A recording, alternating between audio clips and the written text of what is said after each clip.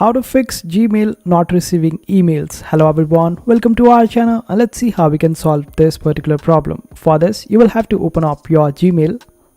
After that, click on the three lines at the top left hand side corner. Over here, you would have to scroll down till the very end and click on the option of settings. Now select the email of your choice where you are facing this particular problem. After that, you will have to scroll down till the very end. And here you get this particular option of sync Gmail. Simply select this particular option and turn it on. After that, open up the settings of your phone. In the settings, simply scroll down and here you get this option of apps. Simply click on it. Now click on manage apps and after that search for Gmail and open it up. Then click on this option of storage. After that, click on clear data. And now select the option of clear cache memory.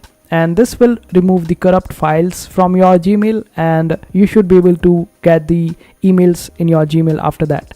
If the problem is still there, then you should be able to open up your Google Drive associated with that particular Gmail and after that delete some of the files so you can make some space and after that you would be able to receive the emails, and this is how you do it.